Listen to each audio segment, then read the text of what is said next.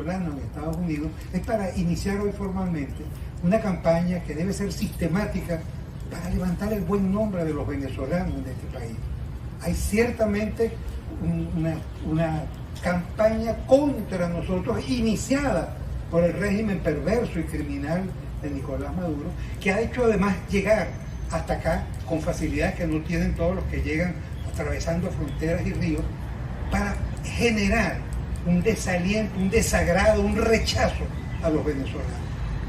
Y tenemos entonces que comenzar a rescatar nuestros valores y hacerlos ver en los distintos campos. Pensamos que era bueno comenzar hoy, 19 de abril, con estos dos venezolanos ilustres, con Bolívar y Miranda, ya no hablando como libertadores de Venezuela, sino vinculados a los Estados Unidos, su trabajo desde acá y su obra por la libertad desde esta patria que ahora nos ha recibido a nosotros. De modo que entiéndase que vamos en ese camino. Para hablarnos de Miranda, hemos invitado a Luis Eduardo González del Castillo Yáñez, el menor de 8 hermanos de una familia caraqueña.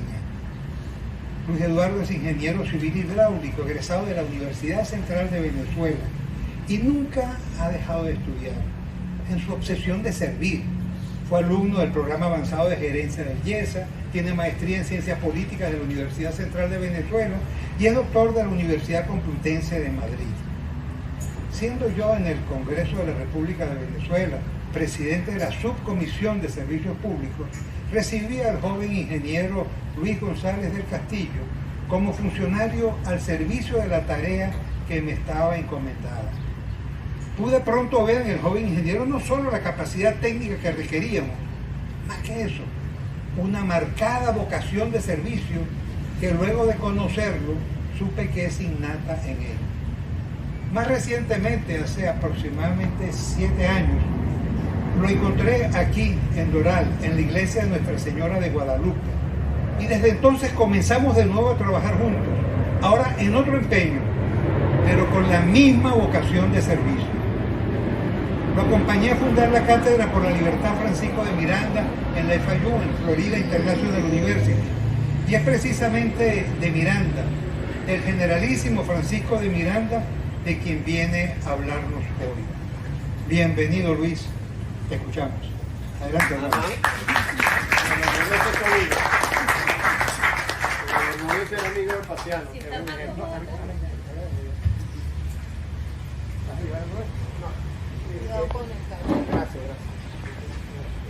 Esto es un honor para mí, porque de verdad que desde cuando conocí a Paciano, que estaba luchando siempre por la Comisión de Contraloría del Estado, pero yo estaba en la Comisión de Servicios Públicos, vi su ejemplo, su integridad y su incansable trabajo. Paciano es un incansable. De verdad que es un honor ser amigo de Paciano Padrón. Gracias, Paciano, que además tuvo la travesura de invitarme a hablar acá. Quiero agradecer a todos los que están acá. Luego los voy a saludar ya con más detalles, pero quiero entrar de inmediato a pedirles como que si estuviéramos en una película, porque quieran cierren los ojos, se imaginan que están en una película, pero una película donde a veces sí hay que saber que uno visita los cementerios, hace honor, ¿verdad?, a sus seres queridos. Allá está la bandera de un hermano que enterramos en 19 de abril de 1967. Estaba haciendo con el Banco Obrero obras sociales, obras para la gente de menos recursos. Era ADECO. Estaba haciendo casas con el Banco Obrero. Una guerrilla urbana, una bala perdida, y esa familia de 8 hermanos tuvo un terremoto. Ahora imaginémonos en un cementerio donde están excavando tumbas y donde simplemente decidieron que iban a trasladar ese cementerio a otra localidad y comienzan a extraer pues los ataúdes ya derraídos, acabados, los restos mortales de seres humanos, y que todos aquellos que no consiguieron que estuvieran sus deudos, sus seres amados allí con ellos, simplemente los recogieron y los lanzaron en una fosa común. Esa es realmente la forma como sucedió en el caso de Francisco de Miranda. Hasta hoy no han sido recuperados sus restos. Les voy a hablar de esas 3 etapas en las que estuvo acá en los Estados Unidos.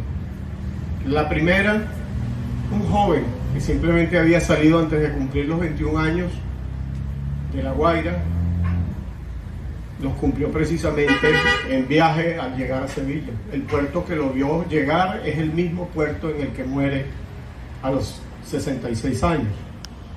Y con los dineros que habían podido hacer los comerciantes prósperos, lo que llamarían en Francia los burgueses, ¿verdad?, pudo comprar la licencia de capitán y empezar a surcar esos mares de 3 continentes. Pide ir al continente africano a luchar para defender los derechos de España en esa parte norte de África.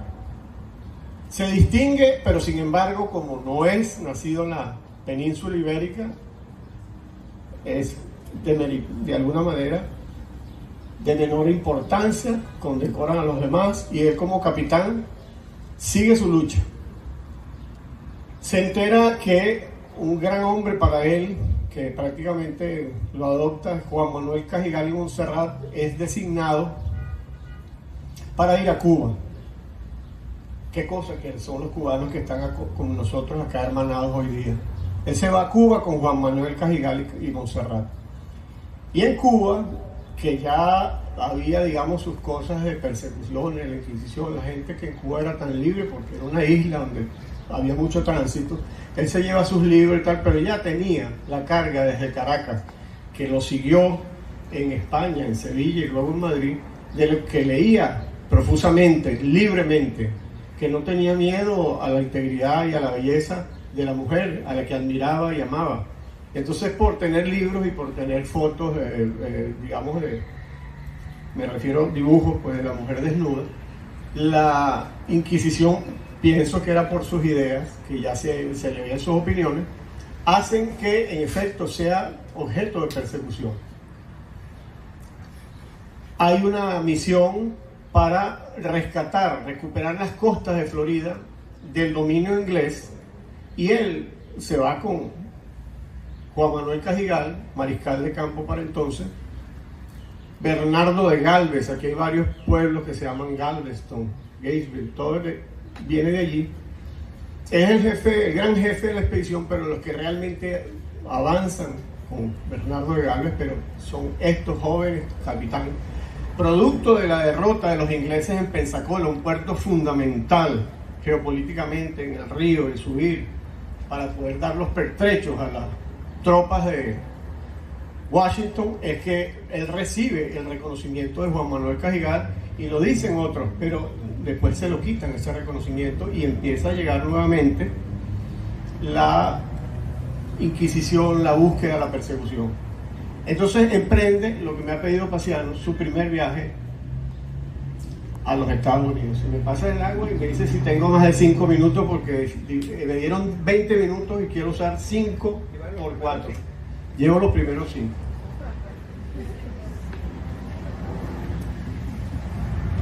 Él tiene que huir y simplemente lo esconden en la Prudence. Simplemente lo meten en una nave y entonces surca hacia los Estados Unidos. Quiere llegar a Carolina del Sur porque allí hay varios firmantes del Acta de la Independencia. Y él viene a por eso, como dicen los españoles.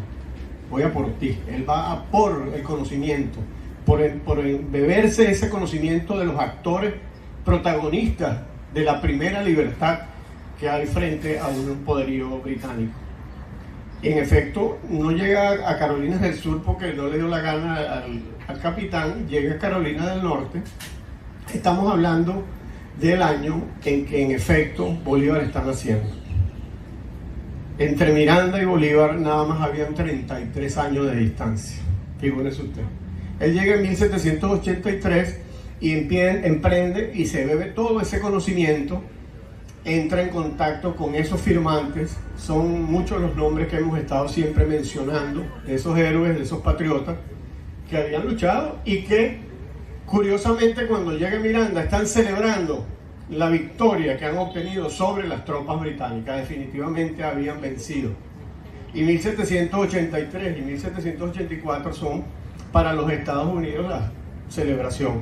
Él ve llegar a Washington, dice prácticamente llegó un redentor, porque se le acercaban los niños, las personas, las mujeres, las viudas, y él era describe de Washington que es un hombre sencillo, que es un hombre apacible con carácter, que no es ese hombre bullanguero, pero que sí en el momento, inclusive describen que comieron cochino, tomaron, y dice bueno sí, y brindaron 2 y 3 veces en esas comidas. Washington lo sienta en la mesa a su lado,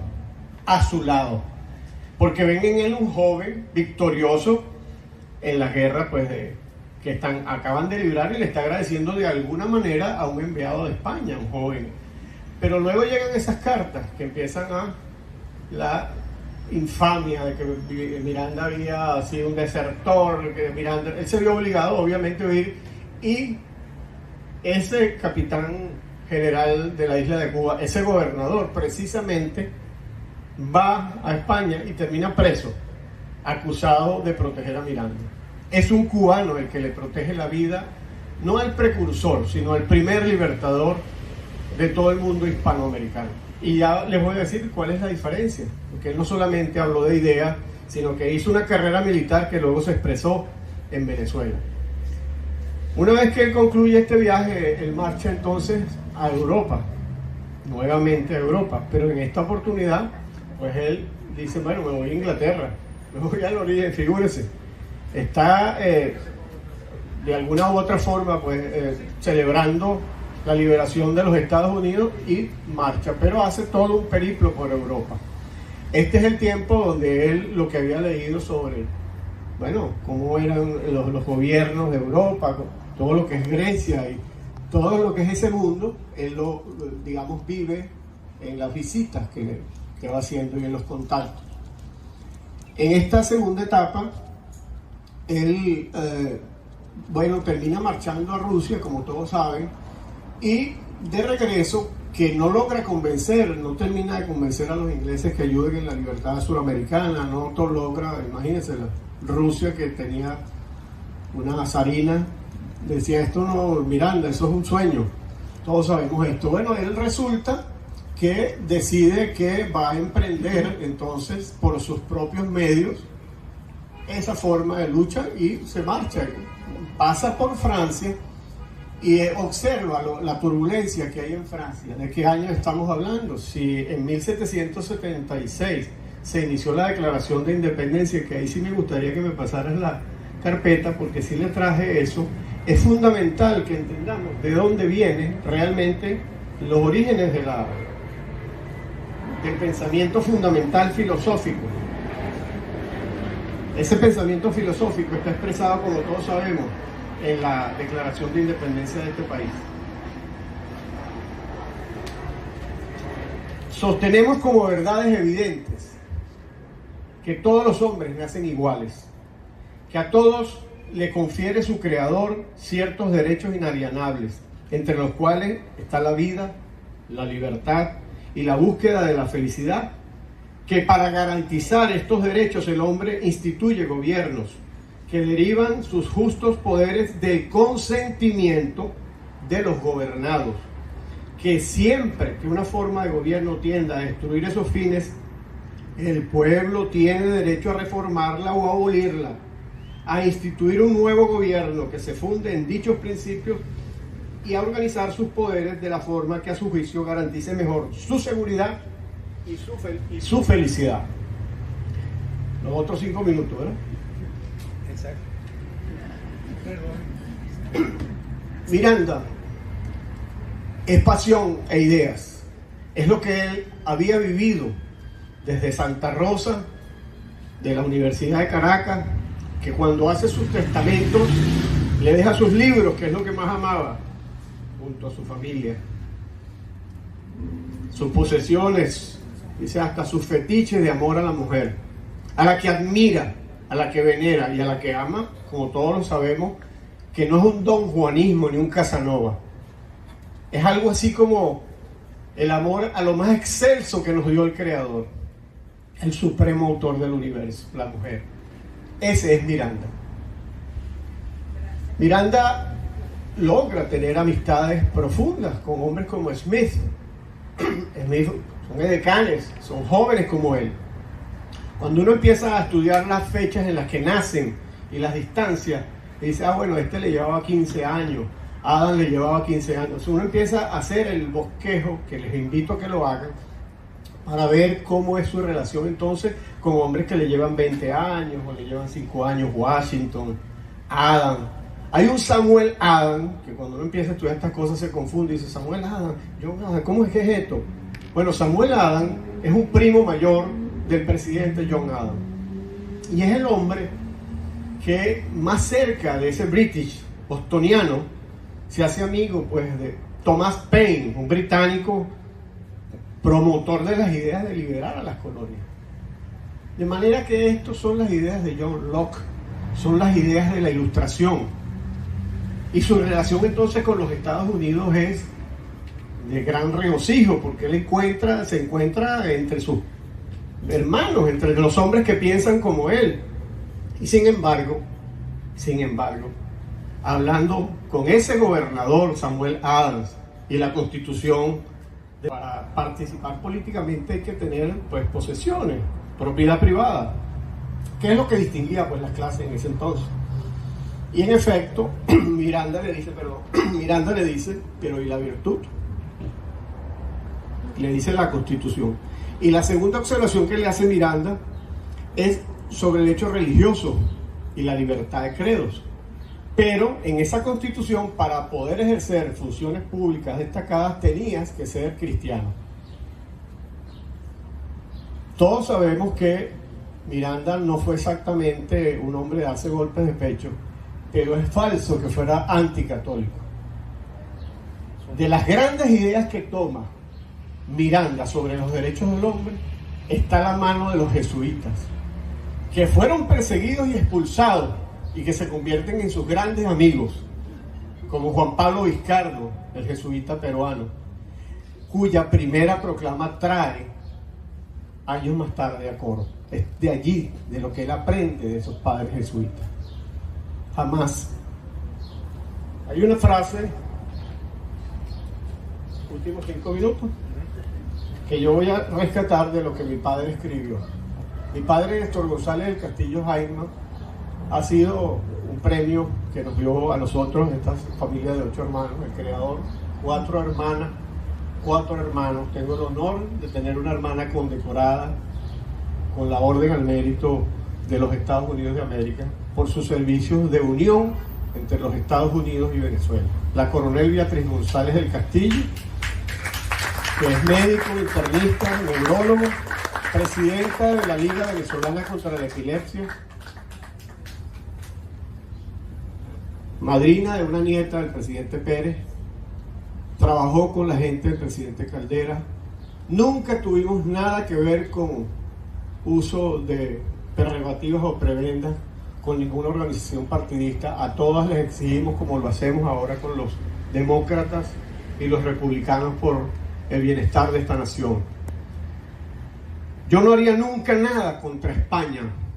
Mi propósito es lograr la independencia de mi patria, Venezuela, y de las demás naciones iberoamericanas.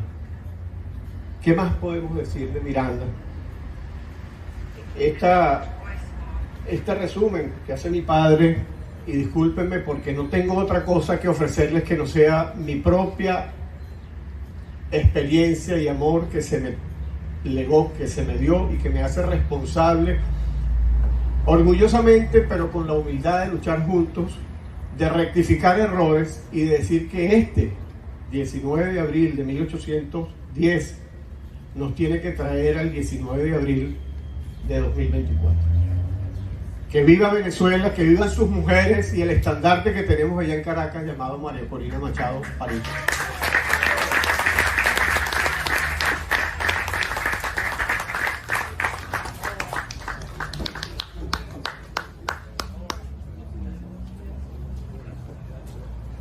Bueno, ahora tenemos las palabras de nuestro doctor Paciano Padrón, que nos va a hablar de Bolívar. ¿no? Adelante, presidente. Gracias.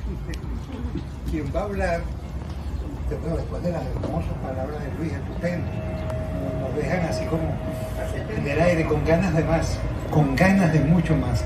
Temo que después de las palabras de Luis, va a hablar Naudi Suárez, periodista e historiador, bautizado en Río Tocuyo como Naudi Hermógenes, de apellido Suárez Figueroa. Egresó licenciado en Comunicación Social de la Universidad Central de Venezuela y se hace luego doctor en Ciencias Políticas en la misma universidad. Hizo posgrado en la Universidad de la Sorbona en París. Este hombre ha dedicado largos años a la docencia universitaria. Les puedo asegurar, tremendo profesor. Diplomático venezolano ante la UNESCO en Francia, ante los organismos internacionales en Suiza, es social cristiano y fue presidente de la Fundación Rómulo Betancourt. Es probablemente el venezolano que más ha escrito sobre Rómulo y que le ha estudiado y conocido como el gran estadista que fue. Naudi es por encima de todo un investigador, un lector empedernido, un acucioso buscador de los orígenes, de los porqués de los hechos sociales y políticos, de los devenires históricos. Es autor de numerosas docenas de libros y ensayos, particularmente sobre historia de Venezuela, muchos de los cuales pueden encontrarse en Washington, en la Biblioteca del Congreso de los Estados Unidos. Naudi no está hoy acá físicamente en este encuentro. Él está donde reside desde hace ya varios años, en el centro del estado de Florida, donde recientemente falleció Mami Ruth, su suegra, la madre de su inseparable Silvia Cernelli. Y precisamente hoy se le están rindiendo los honores fúnebres. Pero sí está aquí el aporte de Naudi, su reflexión para este encuentro de hoy, que luego de escribirla me ha pedido leer en su nombre, lo que constituye un honor y un privilegio que ejerzo a continuación.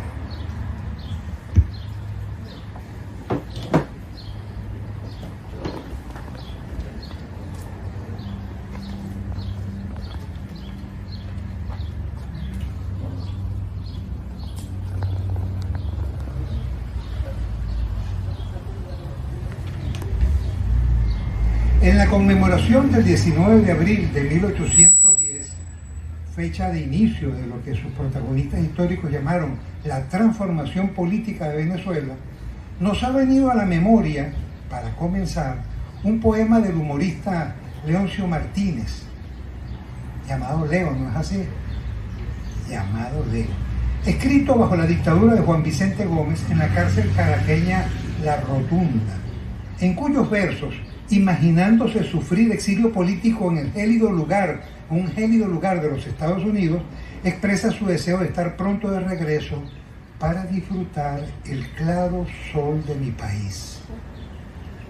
Simón Bolívar, presidente de la República de Colombia, escribe en marzo de 1826 al vicepresidente Francisco de Paula Santander.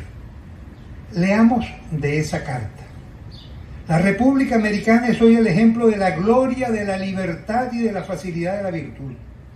Tal grandeza, tal sublimidad me enseña qué debo hacer, qué es lo que debo hacer. Colombia, por su parte, conocerá cómo seguir a su hermana mayor. Hermana mayor, se refiere a los Estados Unidos. En una reseña de la actividad cumplida por Narciso del Valle, barbero, cabo segundo de la Compañía de Antilleros Pardos de La Guaira y entusiasta participante en la fracasada conspiración republicana en trance de armarse en dicho puerto en 1797, el historiador del siglo pasado, Castro Fulgencio López, en su libro titulado Juan Picornell y la conspiración de Gual y España, dejó anotado lo que sigue. Hasta altas horas de la noche, Narciso leía a sus invitados, además de los escritos de Juan Bautista Picornell, la Declaración de Independencia de las Provincias Unidas de América y los derechos del honorable y los discursos del honorable Henry Gracián en traducción del inglés hecha por Patricio Ronan. La nueva Constitución del Estado de Pensilvania, traducida al español por Picornell, y relación de la causa de la muerte de Luis XVI, traducida del francés por el mismo Narciso. El texto transcrito, cuando menos, sugiere un par de interesantes cosas sobre uno de los hechos que se tienen como precursores de la independencia venezolana, iniciada en forma 13 años después, el 19 de abril de 1810. Primera cosa que sugiere, que dicho proceso de emancipación encontró desde sus inicios protagonistas en más de una clase social venezolana del tiempo, en este caso la de los pardos.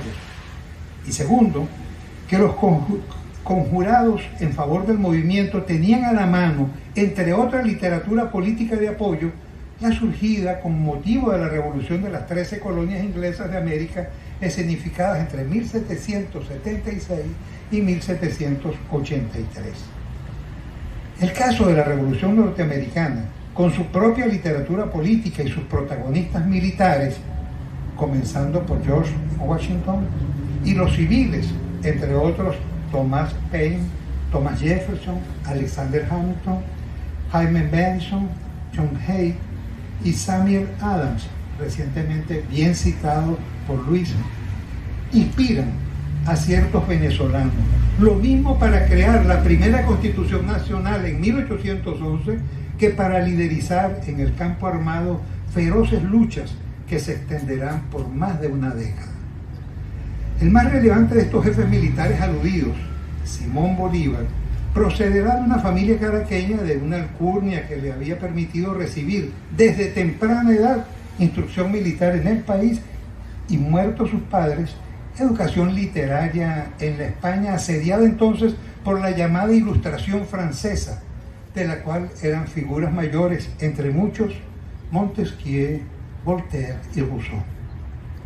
Fue así como de regreso en barco a Venezuela, a fines de 1807, de la segunda de sus visitas a Europa, por razón del bloqueo naval impuesto por Inglaterra por parte del emperador Napoleón Bonaparte, Bolívar debió hacer una escala obligada en esta costa este de los Estados Unidos, que aunque relativamente breve, le habría permitido, no obstante, constatar que dicho país, a un cuarto de siglo escaso de haber roto con Inglaterra, había logrado ya avances políticos y económicos en gran medida envidiables. Más tarde se dio el caso curioso de que ya no un Bolívar, sino dos, los hermanos Juan Vicente y Simón, compartan la responsabilidad de representar a la recién nación venezolana independiente ante el mundo anglosajón en su conjunto. Mientras Juan Vicente es remitido como representante diplomático a los Estados Unidos, Simón es encargado de viajar a Londres para negociar con mediación inglesa la autonomía del nuevo país americano frente a España. El éxito no sonrió en sus nobles desempeños diplomáticos ni a uno ni a otro de los Bolívar. Juan Vicente muere en 1811 en un naufragio de retorno a Venezuela, y Simón debió tornar a Caracas sin conseguir hacer cambiar a los ingleses su posición neutral en el iniciado pleito de soberanía entre metrópoli y colonia. Luego de tomar parte en el fracaso de la llamada Primera República Venezolana, el menor de los Bolívar se muestra, no obstante, suficientemente audaz como para encabezar una llamada campaña admirable que le pone en 1813 a la cabeza de la recuperación de la República. De modo que, en adelante, la suerte del bando independentista se identificará con la suya propia. La fundación de la llamada República de Angostura en 1819, previa a la celebración de un segundo Congreso Constitucional, es en fundamental medida una iniciativa del propio Simón Bolívar, que puso en evidencia que en la simpatía política de este y de otros independentistas había cobrado predominio el modelo político inglés europeo frente al norteamericano dominante en 1811. Al efecto, habrían prestado su concurso Waterloo y la desmovilización militar subsiguiente, que hizo posible la recluta de la llamada Legión Británica y un intercambio de diversas especies que condujo a que en el Correo del Orinoco, el órgano periodístico republicano publicado en la ciudad de Angostura, en Ciudad Bolívar, llegara a aparecer, bajo autoría del neogranadino Francisco Antonio Sea, una afirmación enfática: todo es ya inglés entre nosotros. Habría habido que esperar entonces las victorias republicanas de Boyacá y Carabobo para que, en señal de la recuperación en el ánimo de Bolívar del prestigio de los Estados Unidos, éste decidiera que un sobrino suyo de 12 años prosiguiera sus estudios en una institución de este país. La ocasión estimuló al tío a escribir un interesante texto denominado Método que se debe seguir en la educación de mi sobrino Fernando. En noviembre de 1826, de regreso del Perú a Bogotá, entonces capital de la República de Colombia, que comprendía Venezuela, Nueva Granada y Ecuador, tocará a Bolívar, en ocasión de recibir a los enviados diplomáticos de México, Inglaterra y los Estados Unidos, repasar la historia y estado de las relaciones mutuas entre la última de estas repúblicas nombradas y la joven nación colombiana. A las palabras del funcionario norteamericano que habló de cómo los nombres de Bolívar, Washington y Colón eran monumentos inmortales en la historia americana, Bolívar, Washington y Colón, monumentos inmortales en la historia americana, contestará el Libertador con el siguiente discurso, del cual selecciono algunos párrafos para concluir estas reflexiones. Se escucha la voz de Bolívar. Recibo con el mayor placer las felicitaciones que usted, señor encargado de negocios de los Estados Unidos, me ha dirigido a nombre de su gobierno y de la nación a que pertenece. Y me son tanto más satisfactorias cuanto que los Estados Unidos de América fueron los primeros que tuvieron un plenipotenciario en Colombia. Cuanto que ellos han sido y son pueblo modelo, ellos que reúnen la mayor suma de dicha social al poder que da el orden, al poder que da la libertad. Los Estados Unidos, hijos de la Inglaterra, fueron los primeros que nos enseñaron el sendero de la independencia. Y esta tierra, que tiene la gloria de haber sido descubierta por el gran Colón, cifra su dicha en imitar los ejemplos de gloria, de libertad y de virtud que recibe de los Estados Unidos. Colombia los aprecia como los más saludables consejos. Y debo aquí expresar mi gratitud personal por el inapreciable don que se me ha hecho por la familia augusta de Washington, del retrato del más santo de los hombres, presente inestimable que conservaré siempre en mi pecho y que siempre me dará lecciones de moderación y amor a la patria. Ruego a usted, señor encargado de negocios, que sea usted el órgano de mis sentimientos para con el gobierno de esa nación feliz, y que al transmitirlos exprese usted también el esmero con que Colombia cultivará con ella las relaciones de la más franca y estrecha amistad, y la admiración y respeto personal que tributo a su ilustre presidente, cuyas opiniones sobre el Congreso americano le dan una solemnidad a que no tenía derecho a esperar. Al releer las palabras de Bolívar, concluyo con 3 deseos que seguramente todos podemos compartir. Que renazcan las buenas y fraternales relaciones entre los pueblos y gobiernos de Venezuela y los Estados Unidos. Que este país que nos ha recibido se mantenga y reafirme en el camino de la democracia y la libertad, para lo cual comprometemos nuestra contribución y esfuerzo. Y que Venezuela pase ya a la página negra de la dictadura criminal que suma un cuarto de siglo para reabrir caminos de paz, libertad y desarrollo.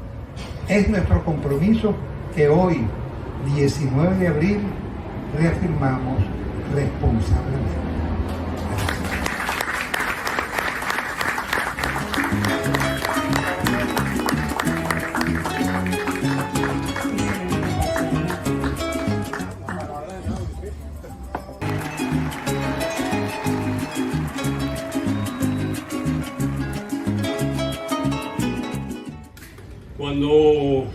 Cuando uno se encuentra ciertamente en tierras que nos han dado acogida, ¿verdad? Hoy hemos venido a hablar Hemos venido a hablar de Miranda, de Bolívar. Hoy hemos venido a conmemorar la proclamación de la independencia de nuestro país. Y en el marco de esa conmemoración hemos escuchado, sin duda alguna, palabras de liderazgos emergentes en un país que nos ha acogido, pues, pero en todo caso, que son extraños en este momento de nuestra celebración. Lo acogemos con cariño, con afecto y con reconocimiento. Muchas gracias por estar aquí y por sus expresiones de acogida, que no solamente son expresiones de libertad, sino de amor también solidario con nuestro país. Yo no tenía ninguna palabras para cerrar, y son estrictamente inspiradas en lo que hemos escuchado hoy, pero me sirven para enarbolar una narrativa que he tratado de construir en estos largos años de exilio, que es la narrativa sobre la virtuosidad de ser venezolano, sobre el orgullo de ser venezolano. Y les confieso que me he dedicado muchos años a investigar cómo responder a la pregunta: ¿por qué somos como somos? ¿Cuál es nuestro linaje? También preguntarme por qué llegamos a esto y cómo vamos a salir de esto. Esto daría a todo un coloquio con ideales y con ideas antropológicas, con ideas que explican, históricas, que explican qué es Venezuela y qué somos los venezolanos. Cuando ustedes escuchan hablar de Miranda, mi querido Luis Eduardo, extraordinaria su exposición, yo voy a agregar solamente algunos detalles. Miranda era blanco de orilla, que en el escalafón del tiempo estaba como de tercero en el linaje. Primero eran los blancos españoles, los blancos originarios, los blancos. Aparte de eso, se temía que su padre Sebastián era judío, marrano converso, lo cual le generó, al tiempo de llegar a Venezuela, problemas en ese proceso de entrar a una sociedad mantuana. ¿Y qué pasó? Que Sebastián, el padre de Bolívar, fue exitoso en su comercio. Bolívar estudia por cierto en la Universidad de Caracas, que fue el origen de la Universidad Central de Venezuela. Estudia latín, estudia filosofía. Miranda. Y Miranda rápidamente se hace capitán y se abre camino en una sociedad que no toleraba con facilidad que un no mantuano o blanco de orilla de pronto se convirtiera en un hombre que comenzaba a liderar procesos ya en ese momento de cuestionamiento de la corona española. Bueno, Miranda se fue al mundo. Miranda se fue a Europa. Estuvo con los principales líderes, estuvo en la Revolución Francesa, fue amigo de Villeneuve, fue amigo de Bissoff, se paseó por Holanda, fue a Londres, conoció a Jefferson, conoció a Madison, se fue a Estados Unidos y regresa a Venezuela precisamente para darle, por cierto, el nombre de Colombia con el proyecto Colombia, donde nace el nombre de Colombia. Y por cierto, Bolívar, que a veces le quieren desdibujar un distanciamiento con Miranda, asume el proyecto de la Gran Colombia. Pero ¿quién era Bolívar? Un hombre de linaje diverso. ¿Y qué decía Herrera Luque? Que la máxima virtud de la venezolanidad, a diferencia incluso de lo que eran los virreinatos, es que no era una sociedad goda, era una sociedad diversa, nuestro mestizaje. Y ahí quería aterrizar. La virtud de la venezolanidad la comporta nuestra pluralidad espontánea, nuestra aceptación del otro, nuestra otredad, decía Octavio Paz, es histórica. Y gracias a eso hemos recibido en Venezuela, en todas sus épocas, no solamente lo que fue la colonia y la conquista, sino después, en la era petrolera, fuimos receptores, fuimos un país receptor y de acogida de múltiples nacionalidades. Y eso es la Venezuela de hoy, y esa es la esperanza. Y esa es la verdadera esperanza. Está en el ADN, en la conciencia histórica, en nuestra formación, está en lo más profundo de nuestro linaje y nuestra prosapia, ese mismo linaje libertario de Bolívar, de Miranda, de los padres fundadores de la patria, que se traslada al día de hoy, está en el linaje de un hombre que tengo el orgullo de tenerlo aquí al frente mío, que es Aristigueta Granco y que es el ejemplo para todos nosotros. Gracias, mi querido Enrique, por estar aquí. Pues sí, no tenía unas palabras preparadas, pero ahí está un poco la respuesta que les quería dejar. La esperanza somos nosotros mismos. La libertad para un venezolano es un valor superior, es un valor irrenunciable porque forma parte de nuestra genética, de nuestra historia, de nuestra diversidad, de nuestro mestizaje, y por eso somos como somos. A mí me causa gracia, ¿no?, que hacemos de todo una broma o hacemos de todo algo ligero, ¿no? Hacemos de todo algo empático, con cualquier etnia, cualquier postura. Nunca tuvimos problemas ideológicos. Venezuela no se ideologiza. Venezuela no la adoctrina a nadie. Y este proceso que hemos vivido no fue un proceso de convicción colectiva de nadie. Un accidente histórico, del cual estamos aprendiendo. Pero estamos aprendiendo, entre otras cosas, lo que va a ser un reencuentro en libertad. Entonces, este 19 de abril decretamos el año, como decía Churchill, quizás no es el principio del final, pero sí es el principio del inicio de la coherencia política que la necesitamos, ciertamente, porque parte de ese linaje nuestro, irreverente, contestatario, decía Herrera Luque, viene precisamente de esa Venezuela de vocación libertaria. Nos cuesta organizarnos, celebrar consensos porque somos libres en esencia, pero estamos aprendiendo. Y este año, que es un año que lo he catalogado y lo catalogó en su momento el señor Churchill como el principio del inicio, es el inicio de una visión, y termino con esto, de unidad, que la unidad no es utilitaria. Cuidado con el término unidad. La unidad no es un fin en sí mismo, ni la unidad es instrumental, y no lo decía yo, lo decía Emmanuel Kant, un gran filósofo. La unidad es profundamente valorativa. La unidad comporta una visión moderna, liberal, una visión de valor, ética del país. Y esa visión es la que nos debe unir. No una unidad de pronto utilitaria, momentánea, pragmática, para ir a unas elecciones que igualmente no las quieren arrebatar.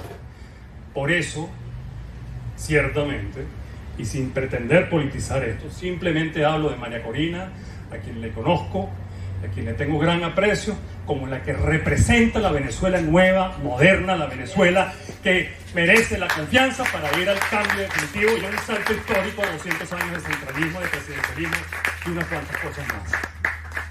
Gracias por estar aquí, gracias Luis Eduardo, extraordinaria tu exposición, gracias Paciano por traer con nosotros a Nubio Suárez, gracias Nelly, y gracias a ustedes, y lleven en su corazón siempre a nuestro país, porque ese es el mensaje del 19 de abril, es la proclama de la libertad de un pueblo que siempre fue libre.